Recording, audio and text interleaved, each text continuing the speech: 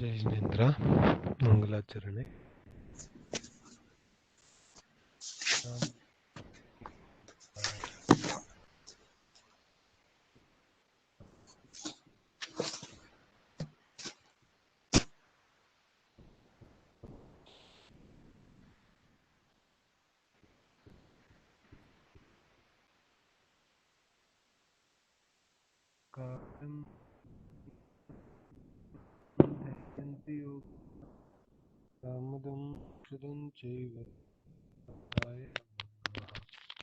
ಅವಿರಲ ಶಬ್ದ ಘನೋ ಬಲ ಪಕ್ಷ ಭೂತಲಮಲ್ಲ ಮುನಿಭಿರುಪಾಸಿತ ತೀರ್ಥ ಅಜ್ಞಾನತಿಮಿರಂ ಚಕ್ಷುರುನ್ಮೀಲಿತಂ ಯೇನ ತಸ್ಮೈ ಶ್ರೀ ಭಗವಾನ್ ವಿಷ್ಣೋ ಮಂಗಲಂ ಗೌತಮೋ ಗಣಿ ಮಂಗಲಂ ಧರ್ಮ ಮಂಗಲಂ ಸರ್ವಕಲ್ಯಾಣಕಾರಕಂ ಪ್ರಧಾನಂ ಸರ್ವಧರ್ಮ ಜಯತು ಶಾಸ್ತ್ರಮಾರ್ಗಸ್ಯ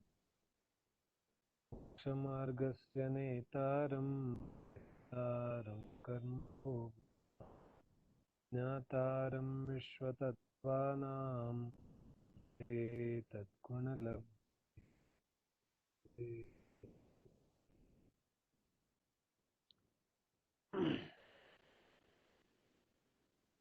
ಆಚಾರ್ಯ ಸ್ವಾಮಿ ಬರೆದ ತತ್ವಾರ್ಥ ಸೂತ್ರ ಆಧಾರದ ಕರ್ಮ ಸ್ವರೂಪದ ಚರ್ಚೆಯಿಂದ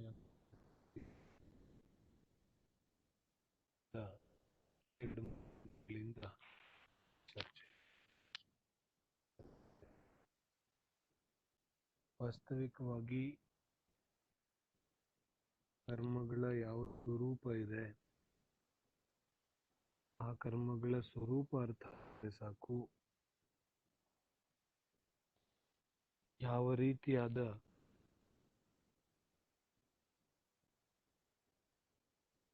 ರೀತಿಯಾದ ಆಚರಣೆ ನಮ್ಮ ಜೀವನ ಕಂಡು ಬರಬೇಕು, ಯಾವ ರೀತಿಯಾದ ಶ್ರದ್ಧೆ ನಮ್ಮ ಜೀವನದಲ್ಲಿ ಕಂಡು ಬರಬೇಕು, ಅದು ಸಹಜವಾಗಿಯೇ.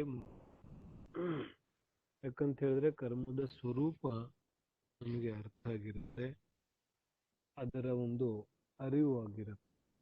ಹಾಗಾಗಿ ಆ ದೃಷ್ಟಿಯಿಂದ ನಾವು ಈ ಅಷ್ಟಾನಿಕ ಮಹಾಪರ್ವದಲ್ಲಿ ಕರ್ಮಗಳ ಸ್ವರೂಪದ ಚರ್ಚೆಯನ್ನು ಮಾಡ್ತೇವೆ. ಕಳೆದ ವರ್ಷಗಳಲ್ಲಿ ಅಷ್ಟಾನಿಕ ಪರ್ವದಲ್ಲೂ ಕೂಡ 8 ಕರ್ಮಗಳ ಚರ್ಚೆ ನಡೆದಿದೆ. ಇನ್ನು ನಮ್ಮ ದೈನಂದಿನ ಸ್ವಾಧ್ಯಾಯದಲ್ಲೂ ನಡೆದಿದೆ. ಆದರೂ ಕೂಡ ನಾವು ಈ ವಿಶೇಷವಾದ ಒಂದು ದೃಷ್ಟಿಯಿಂದ ಕರ್ಮಗಳನ್ನು ಅರ್ಥ ಮಾಡಿಕೊಳ್ಳುವಂತಹ ಒಂದು ಪ್ರಯತ್ನ ಈಗ ಮಾಡ್ತಾ ಇದ್ದೇವೆ. ನಿಜವಾಗಿ ಕರ್ಮಗಳ ಮತ್ತು ಆ ಕರ್ಮಗಳ ಬಂಧಕ್ಕೆ ಯಾವ ವಿಚಾರಗಳು ಕಾರಣ ಇದೆ, ಆ ಬಂಧದ ಕಾರಣಗಳನ್ನು ಕೂಡ ನಾವು ತಿಳಿಯುತ್ತೆ.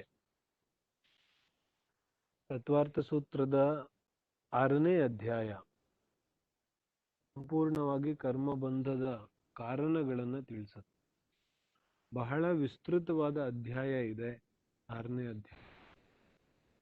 ಸಂಪೂರ್ಣ 6ನೇ ಅಧ್ಯಾಯವನ್ನಂತೂ ನಾವು ಈಗ ಅಧ್ಯಯನಕ್ಕೆ ತಗೊಳ್ಳಿಕ್ಕೆ ಸಾಧ್ಯ ಆಗೋದಿಲ್ಲ. ಆದ್ರೆ 6ನೇ ಅಧ್ಯಾಯದಲ್ಲಿ 8 ಕರ್ಮಗಳ ಬಂಧಕ್ಕೆ ಯಾವ ಕಾರಣ ಇದೆ ಮತ್ತು ಆ ಬಂಧ ಆಗಬೇಕಾದ್ರೆ ಏನು ಮಾಡಬೇಕು ಅನ್ನೋದನ್ನ ನಾವು ಈ ಅಷ್ಟಾನಿಕ ದಿನಗಳಲ್ಲಿ ಚರ್ಚೆಯನ್ನ ಮಾಡೋದೇ. ಯಾವ ವಿಚಾರಗಳು ನಿನ್ನೆ ನಾವು ಚರ್ಚೆ ಮಾಡಿದ್ದೇವೆ ಅದರ ಮುಂದಿನ ಭಾಗವಾಗಿ ಇವತ್ತು ಚರ್ಚೆ ಮಾಡುತ್ತೇವೆ. ನಿನ್ನೆಯ ತನಕ ನಮ್ಮ ಚರ್ಚೆ ದ್ರವ್ಯಕರ್ಮ, ಭಾವಕರ್ಮ ಮತ್ತು ನೋಕರ್ಮಗಳ ಸ್ವರೂಪದ ಬಗ್ಗೆ ನಮ್ಮ ಚರ್ಚೆ ನಿನ್ನೆ ತನಕ ಆಗಿದೆ. ಸಾಮಾನ್ಯವಾಗಿ ನಾವು ಹೇಳೋದಾದ್ರೆ ದ್ರವ್ಯಕರ್ಮ ಅಂದ್ರೆ ಇಡೀ ಲೋಕದಲ್ಲಿ, ಸಂಪೂರ್ಣ ಮೂರು ಲೋಕದಲ್ಲಿ ಹಬ್ಬಿರುವಂತಹ ಉದ್ಗಲ ಪರಮಾಣುಗಳು ಯಾವಾಗ ಜೀವಭಾವದ ನಿಮಿತ್ತವನ್ನು ಪಡ್ಕೊಂಡು ಕರ್ಮರೂಪವಾಗಿ ಪರಿಣಮಿಸ್ತವೆ, ಅಂತಹ ಪರಮಾಣುಗಳಿಗೆ ಕರ್ಮಗಳು ಅಂತ ನಾವು ಕರೀತೇವೆ. ಇಂತಹ ಪುದ್ಗಲ ಕರ್ಮ ಪರಮಾಣುಗಳಿಗೆ ದ್ರವ್ಯಕರ್ಮ ಅಂತ ಹೆಸರಿದೆ. ಇನ್ನು ಭಾವಕರ್ಮ ಅಂದ್ರೆ ನಾವು ಮಾಡ್ತಕ್ಕಂತಹ ಮೋಹ ರಾಗ ದ್ವೇಷ, ಇದಕ್ಕೆ ಭಾವಕರ್ಮ ಅಂದ್ರು. ಮತ್ತು ದ್ರವ್ಯ ಕರ್ಮದ ಉದಯದಿಂದ ಯಾವ ಸಂಯೋಗಗಳು ಸಿಗುತ್ತೆ ಅದಕ್ಕೆ ನೋಕರ್ಮ. ಅರ್ಥ ಆಗುತ್ತಲ್ಲ? ಇಷ್ಟು ಚರ್ಚೆ ನಾವು ನಿನ್ನೆ ಮಾಡಿದ್ದೇವೆ. ದ್ರವ್ಯ ಕರ್ಮದ ಉದಯ ಬರುತ್ತೆ, ಯಾವಾಗ್ಲೂ ಮಾಡಿರುವಂತಹ ದ್ರವ್ಯ ಕರ್ಮ ಅದರ ಉದಯ ಯಾವಾಗ್ಲೂ ಬರುತ್ತೆ. ಆ ದ್ರವ್ಯ ಕರ್ಮದ ಉದಯ ಬಂದಾಗ ಏನಾಗುತ್ತೆ, ಅದು ದ್ರವ್ಯ ಕರ್ಮ ಏನು ಕಣ್ಣಿಗೆ ಕಾಣಿಸೋದಿಲ್ಲ. ಆ ದ್ರವ್ಯ ಕರ್ಮ ನೋ ಕರ್ಮದ ಒಂದು ವೇಷದಲ್ಲಿ, ನೋ ಕರ್ಮದ ಒಂದು ಅವಸ್ಥೆಯಲ್ಲಿ ಆ ದ್ರವ್ಯ ಕರ್ಮ ಉದಯಕ್ಕೆ ಬರುತ್ತೆ. ವಾಸ್ತವಿಕವಾಗಿ ಆ ಯಾವ ಸಂಯೋಗಗಳಿದೆ, ನೋ ಕರ್ಮ ಇದೆ, ಅದು ಕರ್ಮನೇ ಅಲ್ಲ. ನೋ ಕರ್ಮ ಅನ್ನುವಂಥದ್ದು ಯಾವುದೇ ಕರ್ಮ ಇಲ್ಲ ಪ್ರಪಂಚದಲ್ಲಿ. ಅದಕ್ಕೆ ಕರ್ಮ ಯಾಕಂದ್ರು ಅಂದ್ರೆ ಆ ನೋ ಕರ್ಮ ಅಥವಾ ಆ ಸಂಯೋಗ ದ್ರವ್ಯ ಕರ್ಮದ ಸಹಕಾರಿ ಇದೆ, ಹೆಲ್ಪರ್. ಯಾರಿಗೆ? ದ್ರವ್ಯ ಕರ್ಮಕ್ಕೆ. ಹಾಗಾಗಿ ಆ ದ್ರವ್ಯ ಕರ್ಮದ ಸಹಾಯಕ ಆಗಿರೋದ್ರಿಂದ ಈ ಸಂಯೋಗಗಳಿಗೂ ಕೂಡ ನೋ ಕರ್ಮ, ಕಿಂಚಿತ್ ಕರ್ಮ ಅಂತ ಕರೆದ್ರು. ಆದ್ರೆ ವಾಸ್ತವಿಕವಾಗಿ ದ್ರವ್ಯ ಕರ್ಮದ ಉದಯ ಆ ನೋ ಕರ್ಮದ ವೇಷದಲ್ಲಿ ಬರ್ತಾ ಇದೆ. ಹಾಗಾದ್ರೆ ವಾಸ್ತವಿಕವಾಗಿ ನಮಗೆ ಕಣ್ಣಿಗೆ ಕಾಣಿಸುವಂತಹ ಯಾವ ಸಂಯೋಗಗಳಿದೆ, ಈ ವಿಚಾರ ಬಹಳ ಮಹತ್ವಪೂರ್ಣವಾದ ವಿಚಾರ ಇದೆ. ಎಷ್ಟು ಯಾರಿಗೆ ಅರ್ಥ ಆಗುತ್ತೆ, ಎಷ್ಟು ಯಾರಿಗೆ ತಲುಪತ್ತೆ ಅನ್ನೋದು ಬಹಳ ಮಹತ್ವಪೂರ್ಣ ಇದೆ. ಆದ್ರೆ ನಮ್ಮ ಪುರುಷಾರ್ಥದಿಂದ ನಾವು ಇದನ್ನ ಅರ್ಥ ಮಾಡ್ಕೊಳ್ಳೋ ಪ್ರಯತ್ನ ಪಟ್ರೆ ಖಂಡಿತವಾಗಿಯೂ ನಮ್ಮ ಜೀವನ ಸಾರ್ಥಕವಾಗುತ್ತೆ. ನಮ್ಮ ಜೀವನದಲ್ಲಿ ಜೈನ ತತ್ವಜ್ಞಾನದ ಪ್ರವೇಶ ಆಗುತ್ತೆ. ನಿಜವಾಗ್ಲೂ ಯಾಕೆ ಜೈನ ಧರ್ಮದ ತತ್ವಜ್ಞಾನ ಶ್ರೇಷ್ಠ ಇದೆ ಅನ್ನೋದು ಕೂಡ ನಮಗೆ ಅರ್ಥ ಆಗುತ್ತೆ. ಯಾಕಂದ್ರೆ ಏನ್ ಹೇಳ್ತಿದ್ದಾರೆ, ಯಾವ ದ್ರವ್ಯ ಕರ್ಮದ ಉದಯ ಇದೆ ಆ ದ್ರವ್ಯ ಕರ್ಮದ ಉದಯ ಕಣ್ಣಿಗೆ ಕಾಣಿಸೋದಿಲ್ಲ, ಆದ್ರೆ ಸಂಯೋಗಗಳ ಕಣ್ಣಿಗೆ ಕಾಣಿಸ್ತಾ ಇದೆ. ನಮ್ಮ ಶರೀರ ನಮಗೆ ಕಾಣಿಸ್ತಾ ಇದೆ, ನಮ್ಮ ಕುಟುಂಬ ನಮಗೆ ಕಾಣಿಸ್ತಾ ಇದೆ, ನಮ್ಮ ಮನೆ ನಮಗೆ ಕಾಣಿಸ್ತಾ ಇದೆ, ನಮ್ಮ ವೆಹಿಕಲ್ಗಳು ನಮಗೆ ಕಾಣಿಸ್ತಾ ಇದೆ, ನಮ್ಮ ಜಾಬ್ ನಮಗೆ ಕಾಣಿಸುತ್ತೆ, ನಮ್ಮ ವ್ಯಾಪಾರ ನಮಗೆ ಕಾಣಿಸುತ್ತೆ.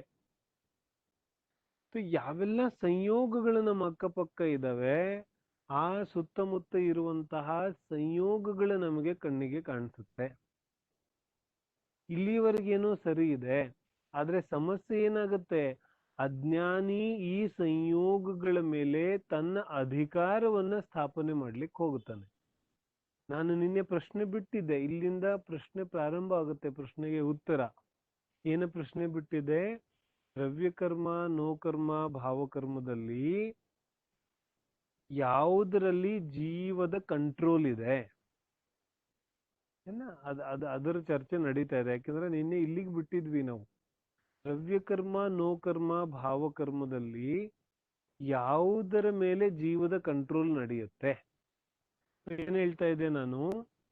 ದ್ರವ್ಯಕರ್ಮದ ಉದಯದಿಂದ ಯಾವ ಸಂಯೋಗಗಳ ಪ್ರಾಪ್ತಿಯಾಗಿದೆ ಆ ಸಂಯೋಗಗಳನ್ನ ಅಥವಾ ಆ ಸಂಯೋಗಗಳ ಮೇಲೆ ಜೀವ ತನ್ನ ಅಧಿಕಾರವನ್ನ ಸ್ಥಾಪನೆ ಮಾಡ್ಲಿಕ್ಕೆ ಹೋಗ್ತಾನೆ. ಸಾತಾವೇದಿನಿಯ ಕರ್ಮದ ಉದಯದಿಂದ ಗಾಬರಿ ಆಗಿ, ಯಾರಿಗೆ ಕರ್ಮಗಳ ಹೆಸರು ಕೂಡ ಗೊತ್ತಿಲ್ಲ ಅವರೂ ಕೂಡ ಗಾಬರಿ ಆಗೋ ಅವಶ್ಯಕತೆ ಇಲ್ಲ, ಎಲ್ಲ ನಿಧಾನವಾಗಿ ಬರುತ್ತೆ. ಪುಣ್ಯ ಕರ್ಮದ ಉದಯದಿಂದ ಅಂತ ಅನ್ಕೊಳ್ಳೋಣ.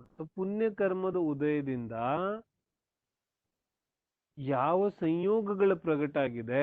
ಉದಾಹರಣೆಗೆ ಪುಣ್ಯ ಕರ್ಮದ ಉದಯದಿಂದ ನನಗೆ ಒಂದು ದೊಡ್ಡ ಮನೆ ಸಿಕ್ಕಿದೆ, ಅಥವಾ ಪುಣ್ಯ ಕರ್ಮದ ಉದಯದಿಂದ ನನಗೆ ಒಂದು ಒಳ್ಳೆ ಜಾಬ್ ಸಿಕ್ಕಿದೆ, ಅಥವಾ ಪುಣ್ಯ ಕರ್ಮದ ಉದಯದಿಂದ ನನಗೊಬ್ಬ ಒಳ್ಳೆ ಪುತ್ರ ಸಿಕ್ಕಿದ್ದಾನೆ, ಎಕ್ಸೆಟ್ರಾ ಎಕ್ಸೆಟ್ರಾ. ನಾವು ಅದನ್ನ ಅನ್ವಯಿಸ್ಕೊಂಡು ಹೋಗೋದು ಏನೇನಿದೆ. ಇವಾಗ ಏನಾಗುತ್ತೆ, ಅಜ್ಞಾನಿ ಏನ್ ಮಾಡ್ತಾನೆ, ಈ ಪುಣ್ಯದ ಉದಯದಿಂದ ಸಿಕ್ಕಿರುವಂತಹ ಸಂಯೋಗವನ್ನ ಸಂಯೋಗ ಅಂತ ತಿಳಿದೇನೆ, ಪುಣ್ಯ ಕರ್ಮದ ಉದಯ ಅಂತ ತಿಳಿದೇನೆ, ಅದರ ಮೇಲೆ ತನ್ನ ಸ್ವಾಮಿತ್ವವನ್ನ, ತನ್ನ ಅಧಿಕಾರವನ್ನ ಸ್ಥಾಪನೆ ಮಾಡ್ಲಿಕ್ಕೆ ಹೋಗುತ್ತಾನೆ. ನನ್ನ ಮಗ ನಾನು ಹೇಳಿದಂತೆ ಕೇಳಬೇಕು, ನನ್ನ ಪ್ರಾಪರ್ಟಿ ನನ್ನ ಸ್ವಾಧೀನ ಇದೆ, ನನ್ನ ಶರೀರ ನಾನು ಹೆಂಗ್ ಮೇಂಟೈನ್ ಮಾಡ್ತೀನಿ ಹಂಗಿರುತ್ತೆ. ಅರ್ಥ ಆಗ್ತಿದೆ? ಹಾಗಾದ್ರೆ ನನ್ನ ಶರೀರ ನಾನು ಹೆಂಗ್ ಮೇಂಟೈನ್ ಮಾಡ್ತೀನಿ ಹಂಗ ಇರೋದಿಲ್ವೇನು? ನಾನು ಉಪವಾಸ ಮಾಡಿದ್ರೆ ಶರೀರ ಸಣ್ಣ ಆಗುತ್ತೆ, ನಾನು ಬರೀ ತಿಂತಾ ಇದ್ರೆ ಶರೀರ ದಪ್ಪ ಆಗುತ್ತೆ. ನಾನು ಹೆಂಗ್ ಮಾಡ್ತೀನಿ ಹಂಗೆ ತಾನೇ ಶರೀರ ಆಗುತ್ತಾ ಇದೆ.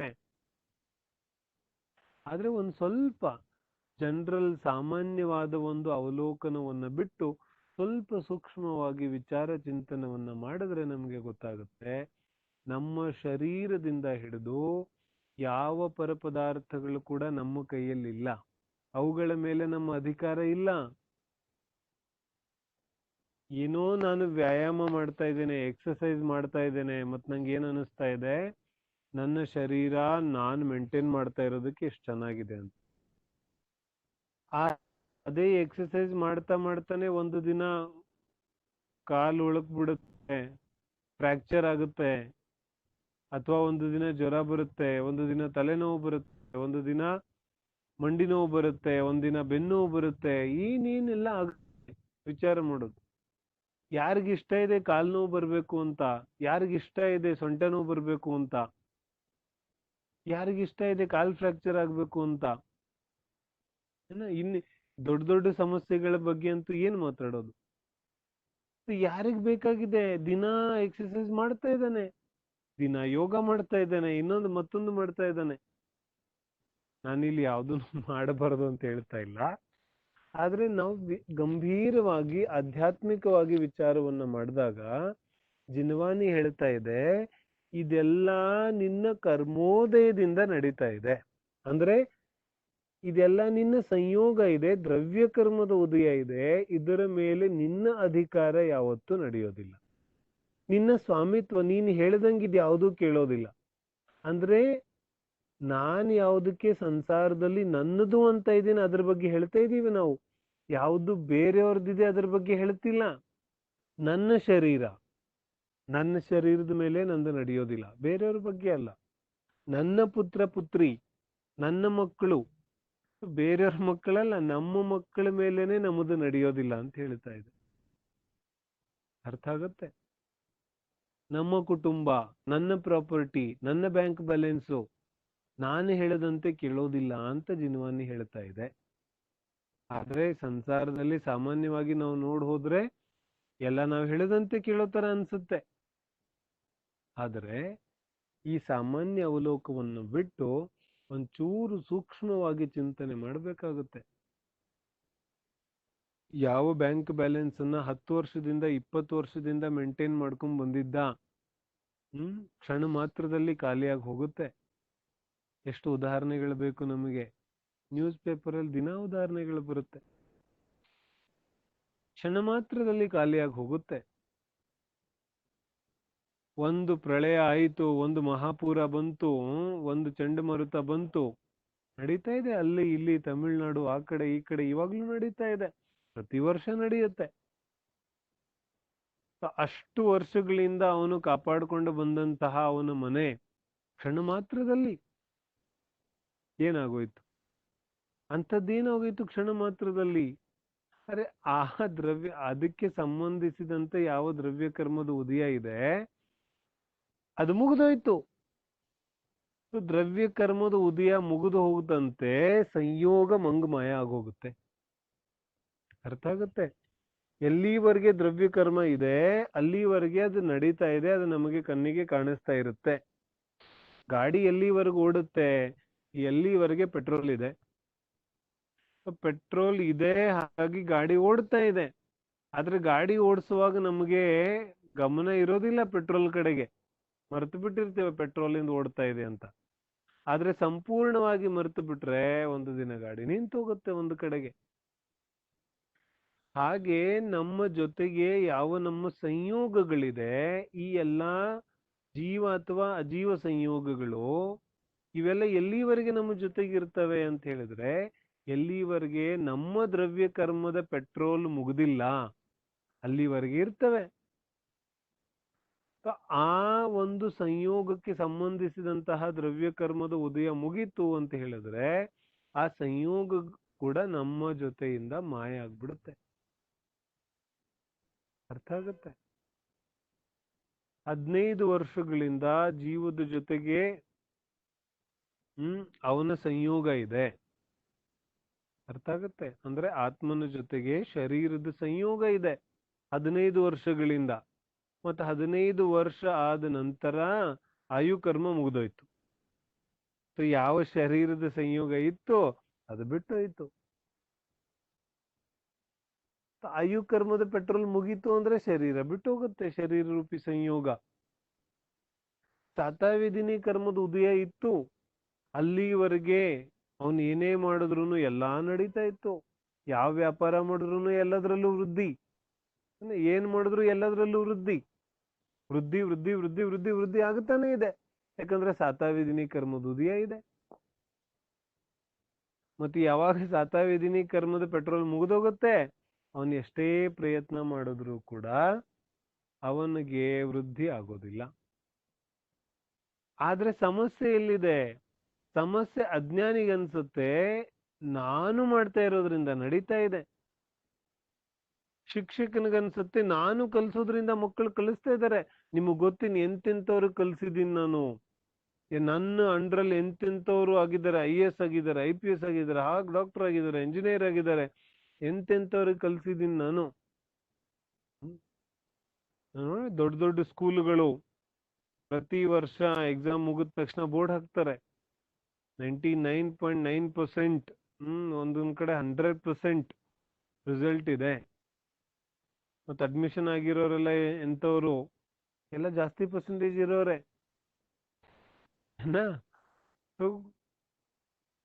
ನೋಡ್ತೀವಿ ನಾವು ಸ್ಕೂಲಲ್ಲಿ ಒಬ್ಬ ಹುಡುಗ ಮಂದ ಬುದ್ಧಿ ಇದ್ದಾನೆ, ದಡ್ಡ ಇದ್ದಾನೆ.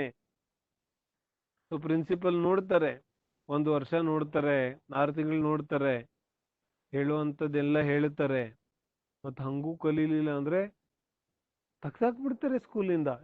ಇವನಿಗೆ ನಾವು ಕಲ್ಸಕ್ ಆಗೋದಿಲ್ಲ, ಇವನ್ ಕರ್ಕೊಂಡು ಹೋಗ್ಬಿಡಿ ಅಂತ. ಅಪ್ಪ ಅಮ್ಮ ಹೇಳ್ತಾರೆ, ನಾವು ಕಲ್ಸಕ್ ಆಗೋದಿಲ್ಲ ಅಂತ ತಾನೇ ನಿಮ್ಮ ಹತ್ರ ಕೊಟ್ಟಿದ್ದು, ನೀವು ಕಲ್ಸೋದಿಲ್ಲ ಅಂದ್ರೆ ಹೇಗೆ? ಇಲ್ಲ ಇಲ್ಲ, ಇವನಿಗೆ ನಾವು ಕಲ್ಸಕ್ ಆಗೋದಿಲ್ಲ. ಮತ್ತೆ ಯಾರಿಗೆ ಕಲಿಸ್ತೀರಿ? ಯಾರು ಅವ್ರಾಗ ಅವರೇ ಕಲೀಲಿಕ್ಕೆ ಸಾಧ್ಯ ಇದೆ ಅವ್ರಿಗೆ ಕಲಿಸ್ತೀರಿ. ಹಾಗಾದ್ರೆ ಅವ್ರಿಗೆ ಕಲ್ಸೋ ಅವಶ್ಯಕತೆನೇ ಇದೆ, ಅವರಾಗೇ ಕಲಿತಾ ಇದ್ದಾರೆ. ಹೇಳುವ ತಾತ್ಪರ್ಯ ಏನು ಅಂದ್ರೆ, ಪ್ರತಿಯೊಂದು ಜೀವ ತನ್ನ ಯೋಗ್ಯತೆಯಿಂದ ಕಲಿಯತ್ತೆ ಹೊರತು ಬೇರೆಯವರು ಹೇಳೋದ್ರಿಂದ ಕಲಿಯೋದಿಲ್ಲ. ಸಮझेगा अपने आप से नहीं समझेगा किसी के बाप से ಅಂತಾರಲ್ಲ, ಹಾಗೆ ಅವನಿಂದ ಅವನೇ ತಿಳಿತಾನೆ. ಇಲ್ಲಂದ್ರೆ ಯಾರಿಗೂ ತಿಳಿಸ್ಲಿಕ್ಕೆ ಸಾಧ್ಯ ಇಲ್ಲ. ಸಮೋಚರಣದಲ್ಲಿ ಮಾರೀಚಿಗೆ ಅರ್ಥ ಆಗದೆ ಇರೋದು ಸಿಂಹ ಪರ್ಯಾಯದಲ್ಲಿ ಚಾರಣ ಮುನಿಗಳ ನಿಮಿತ್ತದಿಂದ ಅರ್ಥ ಆಯ್ತು.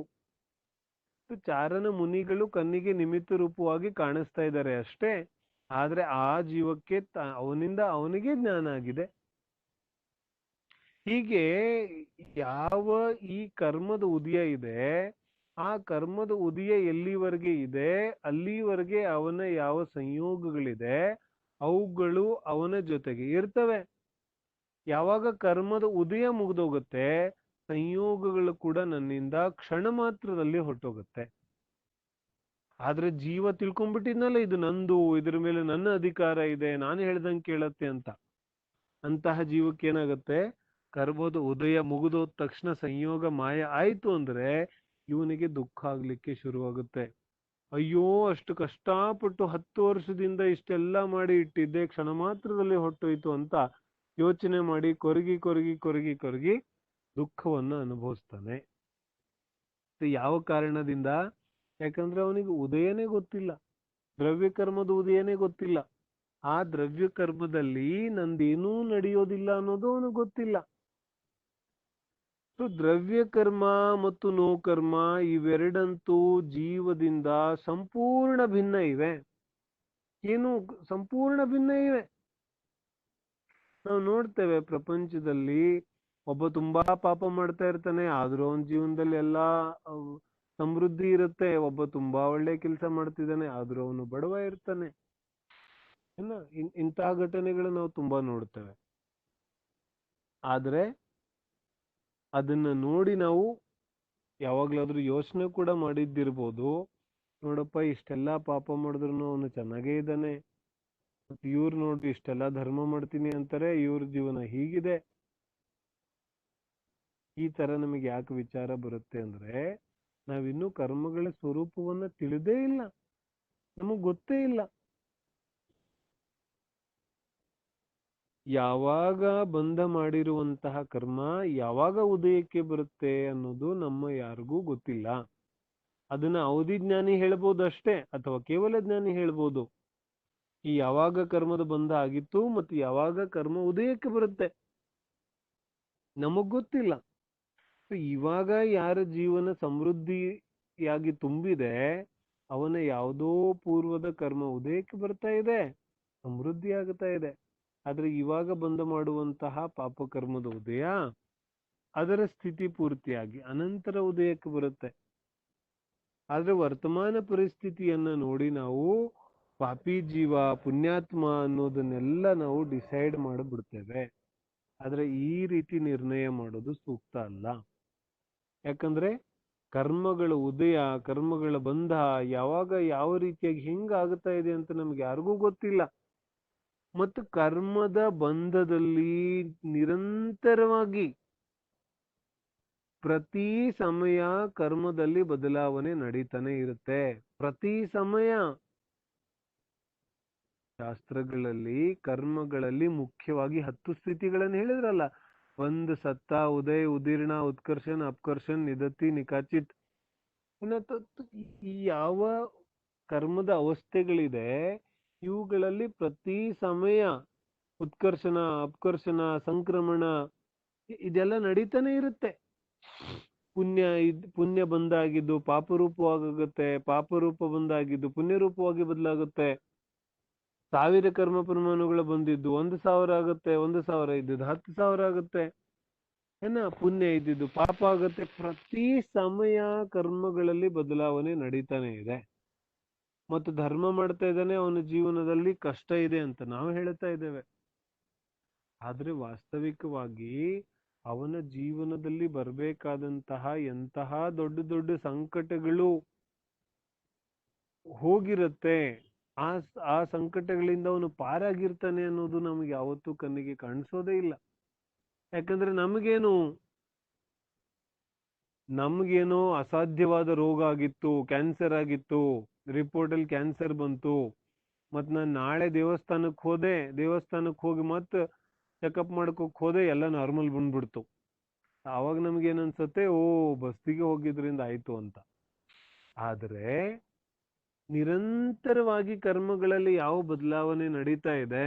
ನಾನು ರಸ್ತೆಯಲ್ಲಿ ಹೋಗ್ತಾ ಇದ್ದೆ, ದೊಡ್ಡ ಆಕ್ಸಿಡೆಂಟ್ ಆಗ್ಬೇಕಿತ್ತು, ಆದ್ರೆ ಸ್ವಲ್ಪ ಏನೋ ಚಿಕ್ಕ ಪುಟ್ಟ ಏನೋ ಫ್ರಾಕ್ಚರ್ ಗಿಕ್ಚರ್ ಆಗಿ ನಮ್ಮ ಒಂದು ಆ ಕಂಟಕ ಮುಗಿದೋಯ್ತು.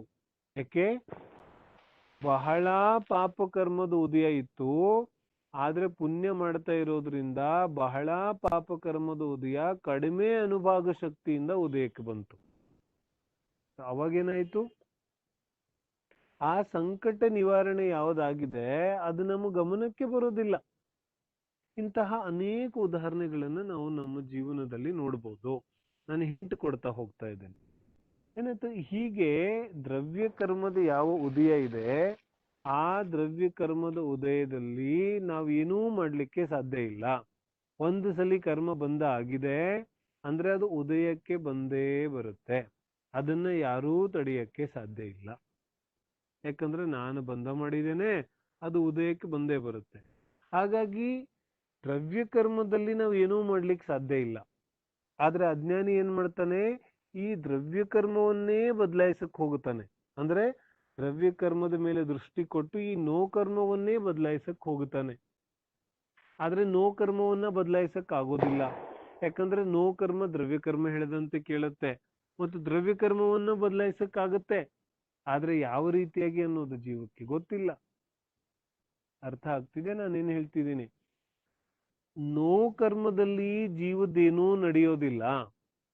ಹಾಗ ನೋಡಿದ್ರೆ ದ್ರವ್ಯ ಕರ್ಮದಲ್ಲೂ ಜೀವದ್ದೇನೂ ನಡೆಯೋದಿಲ್ಲ. ಜೀವದ ಯಾವ ಪುರುಷಾರ್ಥ ಇದೆ ಅದು ಭಾವಕರ್ಮದಲ್ಲಿ ಮಾತ್ರ ನಡೆಯುತ್ತೆ. ತನ್ನ ರಾಗದ್ವೇಷಗಳಲ್ಲಿ ಮಾತ್ರ ಜೀವದ ಪುರುಷಾರ್ಥ ನಡೆಯುತ್ತೆ. ಆದ್ರೆ ಈ ರಾಗದ್ವೇಷಗಳ ಮೂಲಕ ನಾವು ದ್ರವ್ಯ ಕರ್ಮವನ್ನ ಬದಲಾಯಿಸಬಹುದಿದೆ. ಅರ್ಥ ಆಗುತ್ತೆ? ಜೀವದ ಯಾವ ಪುರುಷಾರ್ಥ ಇದೆ ಅದು ಕೇವಲ ಭಾವಕರ್ಮದಲ್ಲಿ ಮಾತ್ರ ನಡೆಯುತ್ತೆ. ಆದ್ರೆ ಸಮಸ್ಯೆ ಏನಿದೆ, ಅಜ್ಞಾನಿ ನೋ ಕರ್ಮದಲ್ಲಿ ಎಲ್ಲಾ ರೀತಿಯಾದ ಪುರುಷಾರ್ಥವನ್ನ ಮಾಡ್ಲಿಕ್ಕೆ ತಯಾರಿದ್ದಾನೆ. ಆದ್ರೆ ಭಾವಕರ್ಮದ ಕಡೆಗೆ ಗಮನ ಕೊಡ್ಲಿಕ್ಕೂ ತಯಾರಿಲ್ಲ. ಎಷ್ಟು ಬೇಕಷ್ಟು ಎಲ್ಲಾ ಪ್ರಯತ್ನ ಮಾಡ್ತಾನೆ ನೋ ಕರ್ಮದಲ್ಲಿ ಬದಲಾವಣೆ ಮಾಡ್ಲಿಕ್ಕೆ. ಏನ ನಮ್ಮ ಯಾವ ಶರೀರ ಇದೆ ಆ ಶರೀರದಲ್ಲಿ ಏನಾದ್ರೂ ರೋಗ ಆಗಿದೆ ಅಂತ ಹೇಳಿದ್ರೆ ಅದನ್ನ ನಿವಾರಣೆ ಮಾಡ್ಲಿಕ್ಕೆ ಏನೆಲ್ಲ ಔಷಧೋಪಚಾರ ಮಾಡ್ಬೇಕು, ಏನೇನ್ ಮಾಡ್ಬೇಕು ಎಲ್ಲವನ್ನೂ ಮಾಡ್ತಾನೆ. ಆದ್ರೆ ಅವನ ಯಾವ ಭಾವಕರ್ಮ ಇದೆ ಆ ಭಾವಕರ್ಮಗಳ ಕಡೆಗೆ ಅವನ ಗಮನ ಯಾವತ್ತೂ ಹೋಗೋದೇ ಇಲ್ಲ. ಆದ್ರೆ ನಡೆಯೋದು ಯಾರಲ್ಲಿ? ಭಾವಕರ್ಮದಲ್ಲಿ ಪುರುಷಾರ್ಥ ನಡೆಯುತ್ತೆ. ಈಗ ಯಾವ ದ್ರವ್ಯಕರ್ಮ ಉದಯಕ್ಕೆ ಬರೋದಿದೆ ಅದರಲ್ಲಿ ಜೀವದ್ದೇನೂ ನಡೆಯೋದಿಲ್ಲ. ಅದು ದ್ರವ್ಯಕರ್ಮ ಇದೆ, ಅದು ಉದಯಕ್ಕೆ ಬಂದೇ ಬರುತ್ತೆ. ಆದ್ರೆ ಉದಯ ಬಂದಿರುವಂತಹ ದ್ರವ್ಯಕರ್ಮದಿಂದ ಯಾವ ನೋ ಕರ್ಮಗಳು ಸಿಕ್ಕಿದೆ ಆ ನೋ ಕರ್ಮಗಳ ಕಡೆಗೆ ದೃಷ್ಟಿಯನ್ನ ಕೊಡದೇನೆ ಅವುಗಳಲ್ಲಿ ತನ್ನ ಧ್ಯಾನವನ್ನ ಗಮನವನ್ನ ಕೊಡದೇನೆ ತನ್ನಲ್ಲಿ ತಾನು ಇದ್ರೆ ಅವುಗಳ ಕಡೆಗೆ ರಾಗದ್ವೇಷ ಬುದ್ಧಿಯಿಂದ ನೋಡದೆ ಹೋದ್ರೆ ಅವನ ಯಾವ ಮತ್ತೆ ಪುನಃ ಬಂದ ಆಗುವಂತಹ ಕರ್ಮ ಇದೆ ಅದು ಬಂದ ಆಗೋದಿಲ್ಲ. ಯಾಕಂದ್ರೆ ಸಂಸಾರದ ಚಕ್ರ ಹೀಗೆ ಇದೆಯಲ್ಲ, ಭಾವಕರ್ಮದಿಂದ ದ್ರವ್ಯ ಕರ್ಮದ ಬಂದ ಆಗುತ್ತೆ, ದ್ರವ್ಯ ಕರ್ಮದ ಉದಯದಿಂದ ನೋ ಕರ್ಮಗಳು ಸಿಗುತ್ತೆ, ನೋ ಕರ್ಮಗಳನ್ನ ನೋಡಿ ಪುನಃ ಜೀವ ರಾಗದ್ವೇಷ ಮಾಡ್ತಾನೆ. ಇಷ್ಟ ನೋ ಕರ್ಮ ಬಂದ್ರೆ ರಾಗ ಮಾಡ್ತಾನೆ, ಅನಿಷ್ಟ ನೋ ಕರ್ಮದ ಪ್ರಾಪ್ತಿ ಆದ್ರೆ ದ್ವೇಷ ಮಾಡ್ತಾನೆ. ಹೀಗೆ ರಾಗದ್ವೇಷವನ್ನ ಮಾಡೋದ್ರಿಂದ ಪುನಃ ದ್ರವ್ಯ ಕರ್ಮದ ಬಂದಾಗತ್ತೆ, ಅದು ಪುನಃ ಉದಯಕ್ಕೆ ಬಂದಾಗ ಪುನಃ ನೋ ಕರ್ಮಗಳು ಸಿಗುತ್ತೆ. ಈ ರೀತಿ ಸಂಸಾರ ಚಕ್ರ ನಡೀತಾನೆ ಇದೆ. ಆದ್ರೆ ಯಾವಾಗ ದ್ರವ್ಯ ಕರ್ಮದ ಉದಯದಿಂದ ನೋ ಕರ್ಮಗಳು ಸಿಗುತ್ತೆ ಆ ನೋ ಕರ್ಮಗಳ ಕಡೆಗೆ ಜೀವ ಗಮನವನ್ನ ಕೊಡದೇನೆ ತನ್ನಲ್ಲಿ ತಾನಿದ್ರೆ ತನ್ನ ಸ್ವರೂಪದಲ್ಲಿ ತಾನಿದ್ರೆ ಆ ಕರ್ಮ ಉದಯಕ್ಕೆ ಬಂದು ಹೊರಟೋಗುತ್ತೆ. ನವೀನ ಹೊಸ ಕರ್ಮದ ಬಂಧ ಪುನಃ ಆಗೋದಿಲ್ಲ. ಪುನಃ ಹೊಸ ಕರ್ಮದ ಬಂಧ ಆಗೋದಿಲ್ಲ, ಅದರ ಅರ್ಥ ಉದಯಕ್ಕೂ ಕೂಡ ಬರೋದಿಲ್ಲ. ಬೈ ಬಂಧ ನೈಯೇ ತು ಉದಯ ಬಿ ನೈಯೇ, ಬಂಧ ಆಗ್ಲಿಲ್ಲ ಅಂದ್ರೆ ಉದಯ ಕೂಡ ಬರೋದಿಲ್ಲ. ಹೀಗೆ ಸಂಸಾರ ಚಕ್ರವನ್ನ ನಾವು ಖಂಡಿಸಬಹುದಿದೆ, ಭೇದಿಸಬಹುದಿದೆ. ಇದು ಭೇದಿಸುವ ಉಪಾಯ ಇದೆ. ಹಾಗಾಗಿ ಈ ಭೇದಿಸುವ ಉಪಾಯವನ್ನ ನಾವು ನೋಡೋದಾದ್ರೆ 8 ಕರ್ಮಗಳ ದೃಷ್ಟಿಯಿಂದ 8 ಕರ್ಮಗಳು ಬಂದ ಆಗುವ ಕಾರಣಗಳನ್ನು ನಾವು ನೋಡಿದ್ರೆ ನಮಗೆ ಇದನ್ನ ಭೇದಿಸುವಂತಹ ಯಾವ ಉಪಾಯ ಇದೆ ಆ ಉಪಾಯ ಖಂಡಿತವಾಗಿಯೂ ದೊರೆಯುತ್ತೆ. ಈಗ ಉತ್ತರ ಏನ್ ಸಿಕ್ತು ನಮ್ಗೆ? ದ್ರವ್ಯ ಕರ್ಮದಲ್ಲಿ ಮತ್ತು ನೋ ಕರ್ಮದಲ್ಲಿ ಜೀವದ್ದೇನೂ ನಡೆಯೋದಿಲ್ಲ. ಏನ ಯಾರೋ ಬಂದು ನನಗೆ ಕಾಟ ಕೊಡ್ತಾ ಇದ್ದಾರೆ ಅಂದ್ರೆ ಅವರಲ್ಲಿ ನಂದೇನೂ ನಡೆಯೋದಿಲ್ಲ. ಹೊರಗಡೆ ತುಂಬಾ ಬಿಸಿಲಿದೆ ಅಂದ್ರೆ ಅದರಲ್ಲಿ ನಂದೇನೂ ನಡೆಯೋದಿಲ್ಲ. ಏನ ತುಂಬಾ ಮಳೆ ಇದೆ, ಮಳೆ ಹೋಗ್ಬೇಕು ಅಂದ್ರೆ ಅದ್ರಲ್ಲಿ ನಂದೇನೂ ನಡೆಯೋದಿಲ್ಲ. ಎಲ್ಲೋ ಆಕ್ಸಿಡೆಂಟ್ ಆಯ್ತು ಅಂದ್ರೆ ಅದ್ರಲ್ಲಿ ನಂದೇನೂ ನಡೆಯೋದಿಲ್ಲ. ಅರ್ಥ ಇದೆ? ನೋ ಕರ್ಮದಲ್ಲಿ ಜೀವದ್ದೇನೂ ನಡೆಯೋದಿಲ್ಲ. ಆದ್ರೆ ಇವನ ಎಲ್ಲಾ ಪುರುಷಾರ್ಥ, ಇವನೆಲ್ಲಾ ಪ್ರಯತ್ನ ಉಠಕ್ ಬೆಟ್ಸ್ಕ ನೋ ಕರ್ಮದಲ್ಲಿಯೇ ನಡೀತಾ ಇದೆ.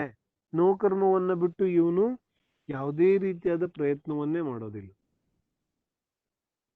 ಆದ್ರೆ ನಡೆಯೋದು ಯಾವ್ದ್ರಲ್ಲಿದೆ? ಇವನಿಗೆ ಯಾವುದ್ರಲ್ಲಿ ನಡೆಯುತ್ತೆ ಅಂದ್ರೆ ಭಾವಕರ್ಮದಲ್ಲಿ ಇವನ ಪುರುಷಾರ್ಥ ನಡೆಯುತ್ತೆ, ರಾಗದ್ವೇಷಗಳಲ್ಲಿ ಇವನ ಪುರುಷಾರ್ಥ ನಡೆಯುತ್ತೆ. ರಾಗದ್ವೇಷಗಳಲ್ಲಿ ಇವನ ಪುರುಷಾರ್ಥ ನಡೆಯುತ್ತೆ, ಆದ್ರೆ ಅಲ್ಲಿ ನಡೆಸುವುದಿಲ್ಲ.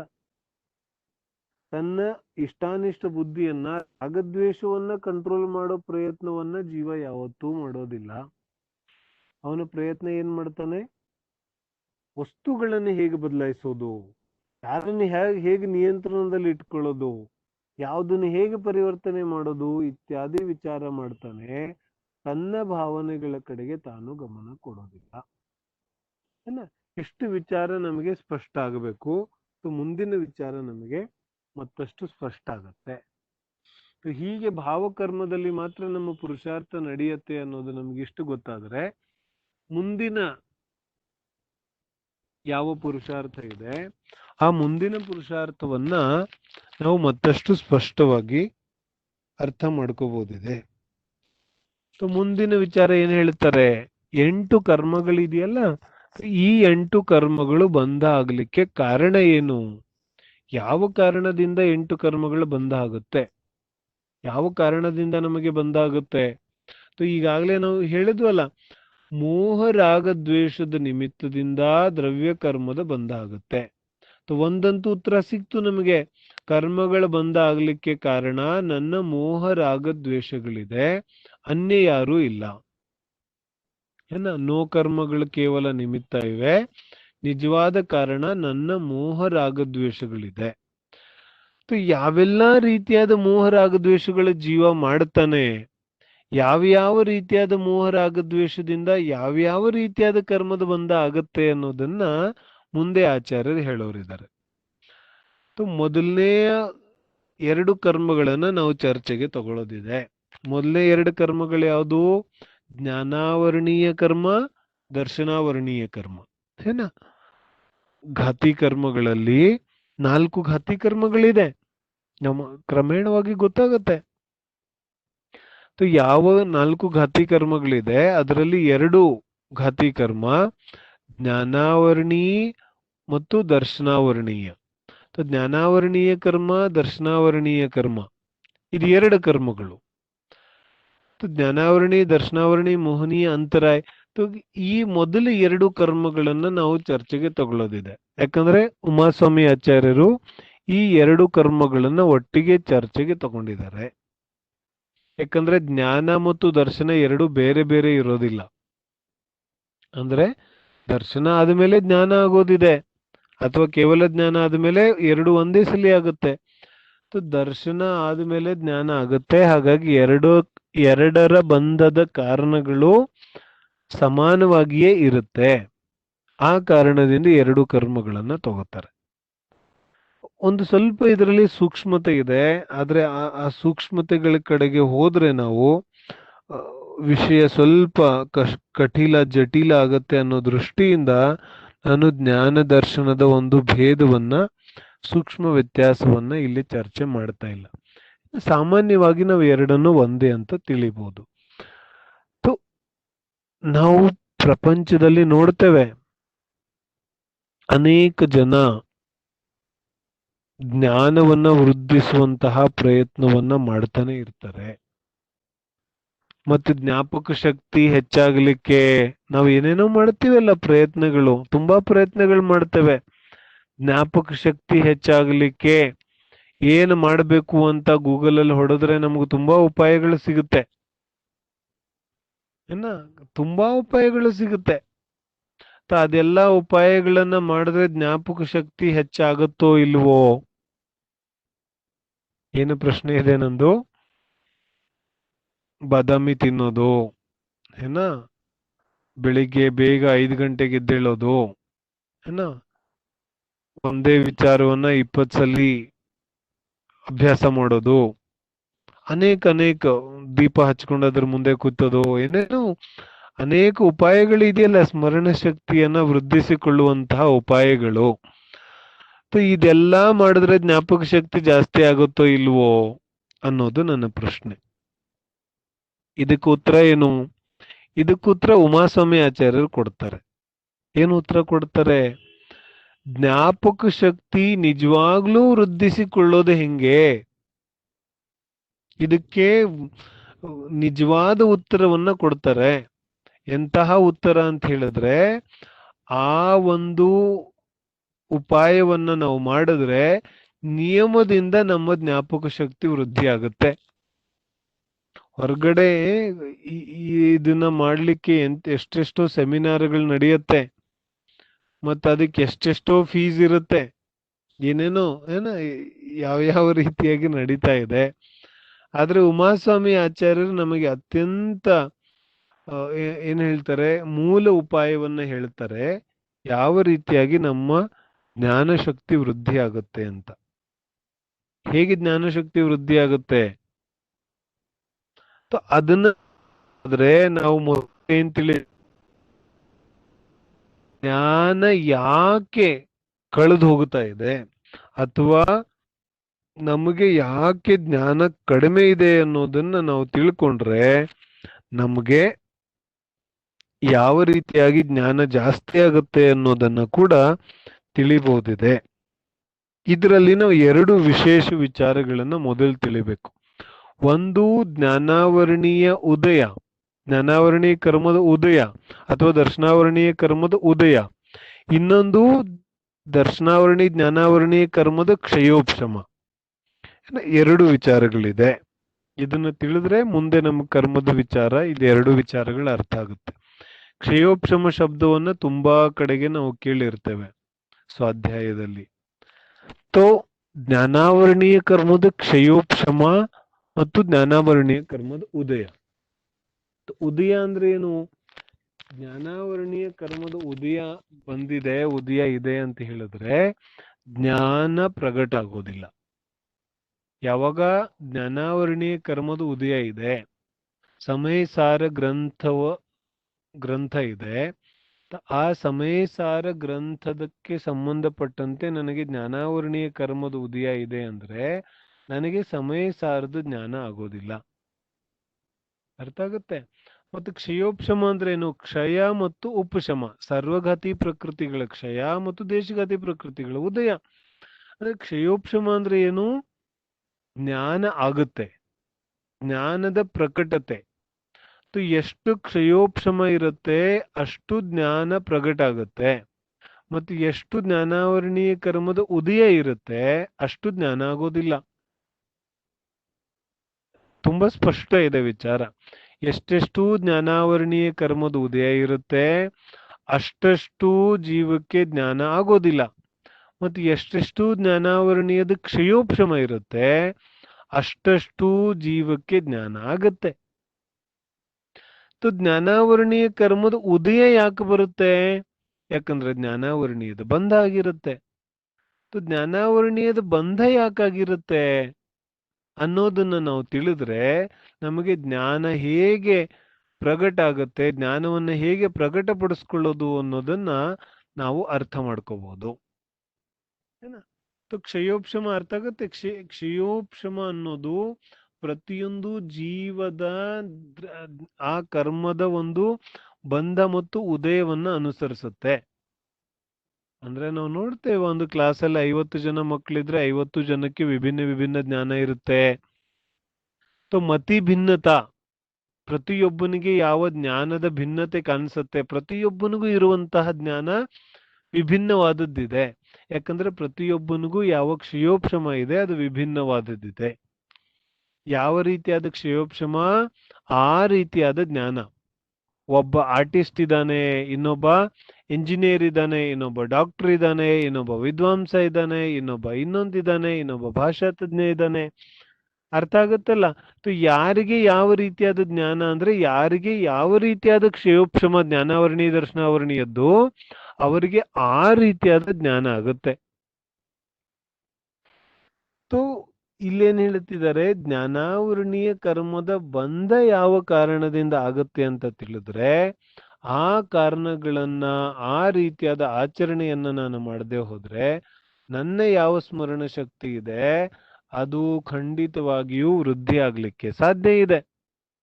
ನಾವು ನೋಡ್ತೇವೆ ಸಾಮಾನ್ಯವಾಗಿ ಜ್ಞಾನ ಇಲ್ಲ, ನನಗೆ ಜ್ಞಾನ ಇಲ್ಲ, ನನಗೆ ಜ್ಞಾಪಕ ಉಳಿಯೋದಿಲ್ಲ, ನನಗೆ ಜ್ಞಾಪಕ ಉಳಿಯೋದಿಲ್ಲ ಅಂತ ನಾವು ಹೇಳ್ತಾನೆ ಇರ್ತೇವೆ. ನನಗಂತೂ ಅನೇಕ ಜನ ಹೇಳ್ತಾರೆ, ನೀವು ಪಂಡಿತ್ಜಿ ಎಲ್ಲ ಹೇಳ್ತೀರಾ, ನಮ್ಗೆಲ್ಲ ಅರ್ಥ ಆಗುತ್ತೆ, ತುಂಬಾ ಆನಂದ ಆಗುತ್ತೆ, ಆದ್ರೆ ಏನೂ ಜ್ಞಾಪಕಕ್ಕೆ ಉಳಿಯೋದಿಲ್ಲ, ಎಲ್ಲ ಮರ್ತೋಗ್ಬಿಡುತ್ತೆ. ಇವತ್ತು ಕೇಳಿದ್ ನಾಳೆನೆ ಮರ್ತೋಗುತ್ತೆ ಅಂತ ಹೇಳ್ತಾರೆ. ತೋ ಉಮಾಸ್ವಾಮಿ ಆಚಾರ್ಯರು ಅದಕ್ಕೆ ಉಪಾಯ ಹೇಳ್ತಾ ಇದ್ದಾರೆ. ವಾಸ್ತವಿಕವಾಗಿ ನೋಡಿ, ಯಾವ ವಸ್ತುಗಳು ನಮಗೆ ಆಸಕ್ತಿ ಇದೆ ಅವುಗಳನ್ನು ನಾವು ಯಾವತ್ತಾದ್ರೂ ಮರಿತೀವೇನು?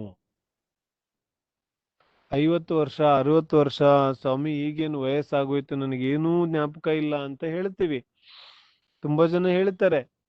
ಮತ್ತು ಅವರಿಗೆ 20 ವರ್ಷದ ಹಳೇದು ಯಾವ್ದಾದ್ರು ರಾಜ್ಕುಮಾರ್ ಪಿಕ್ಚರ್ದು ಯಾವ್ದಾದ್ರು ಹಾಡನ್ನ ಕೇಳಿದ್ರೆ ಇದು ಯಾವ ಪಿಕ್ಚರ್ದು ಅಂತ ಹೇಳಿದ್ರೆ, ಇಂತಿಂತ ಮೂವಿ, ಈ ಮೂವಿಯಲ್ಲಿ ಆ ಸಾಂಗ್ ಇತ್ತು ಅಂತ ಹೇಳ್ತಾರೆ.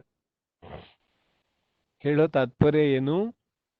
ಆ 20 ವರ್ಷ ಹಳೆಯ ವಿಚಾರ ಇನ್ನೂ ಜ್ಞಾಪಕ ಇದೆ, ಯಾಕಂದ್ರೆ ಅದರಲ್ಲಿ ಆಸಕ್ತಿ ಇದೆ. ಯಾವ ಆಕ್ಟರ್ ಇದ್ದಾನೆ, ಯಾವ ಆಕ್ಟ್ರೆಸ್ ಇದ್ದಾರೆ, ಕ್ರಿಕೆಟ್ ಅಲ್ಲಿ ಯಾವ ಪ್ಲೇಯರ್ ಇದ್ದಾನೆ, ಯಾವ ಪ್ಲೇಯರ್ ಏನ್ ಆಡ್ತಾನೆ, ಪ್ರತಿಯೊಂದು ಗೊತ್ತಿರುತ್ತೆ ಜೀವಕ್ಕೆ, ನೆನಪಿರುತ್ತೆ.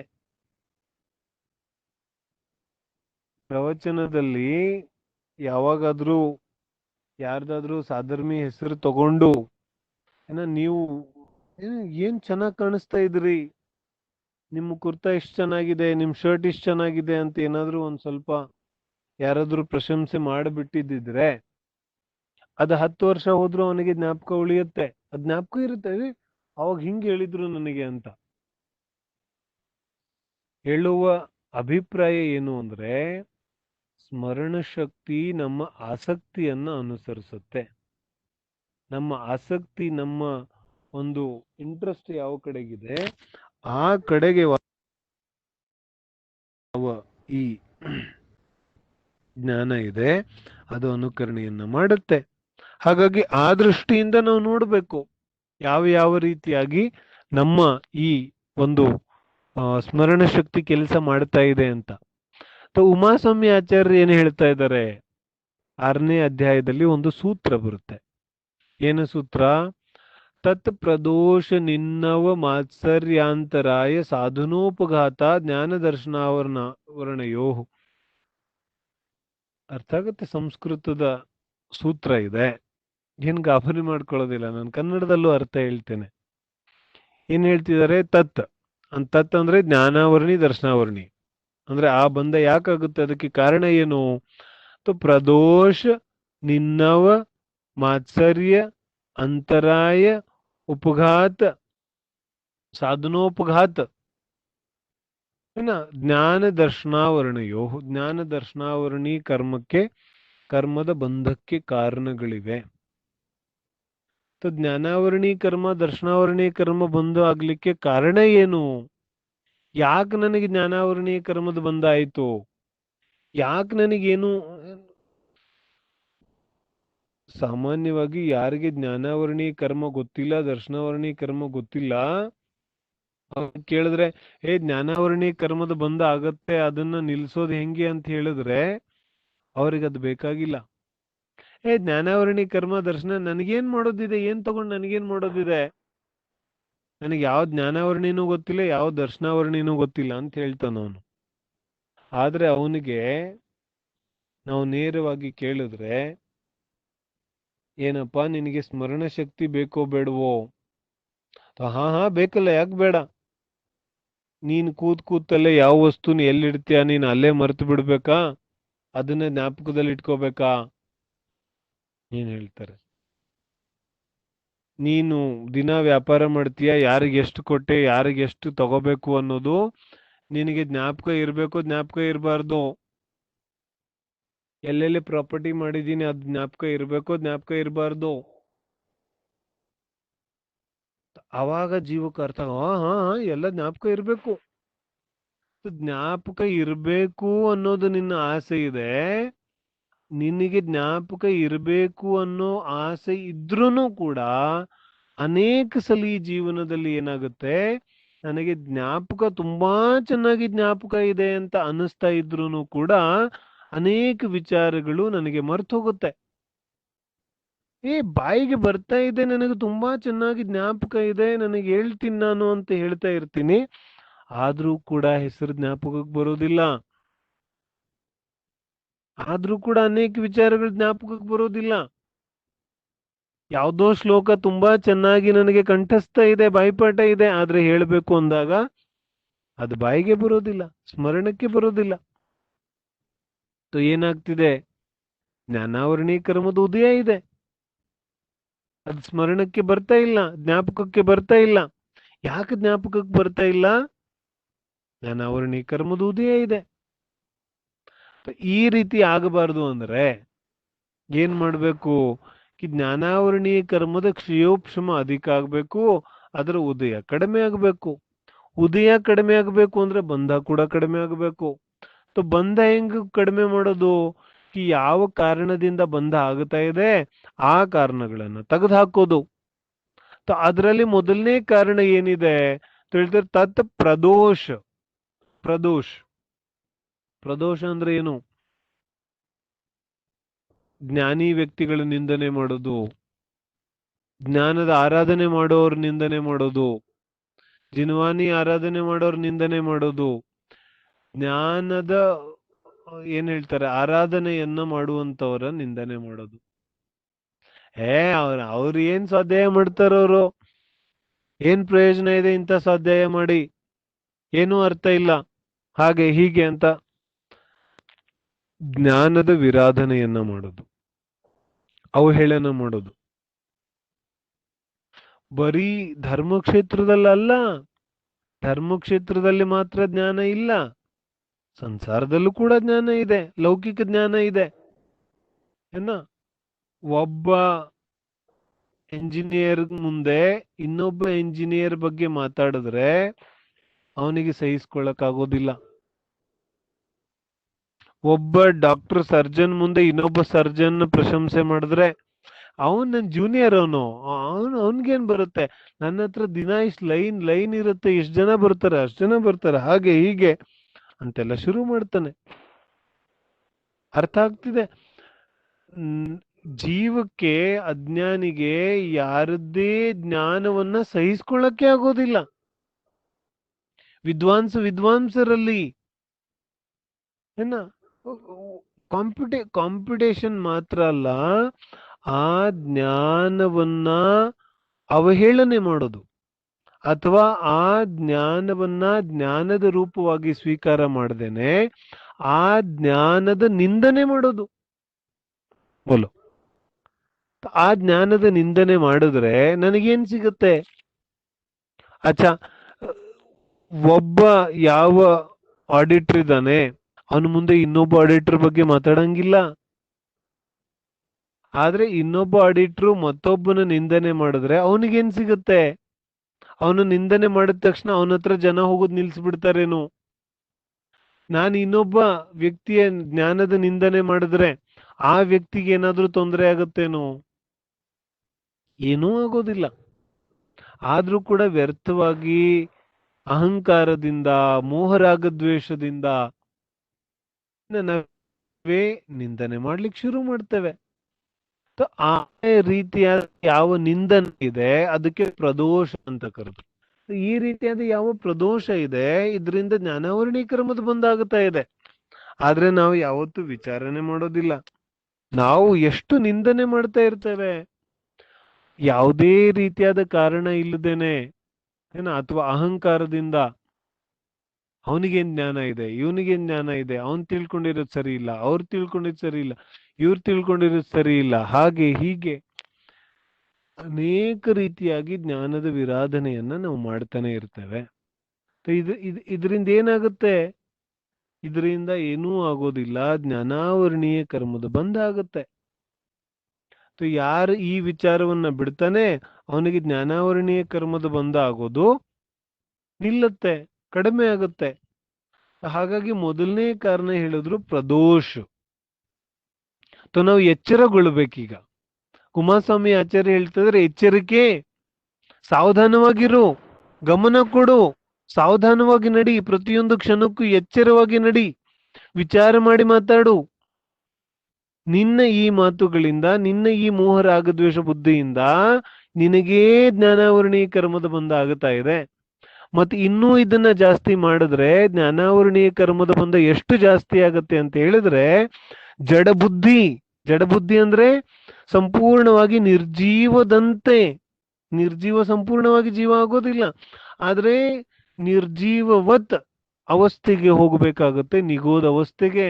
ನಾವು ನೋಡ್ತೀವಿ ವನಸ್ಪತಿ ಕಾಯಿ, ಜಲ್ಕಾಯಿ, ವಾಯುಕಾಯಿ ಬಿದ್ದವೆ. ಪೃಥ್ವಿ ಕಾಯಕ್ ಹೆಂಗ್ ಬಿದ್ದಿದೆ?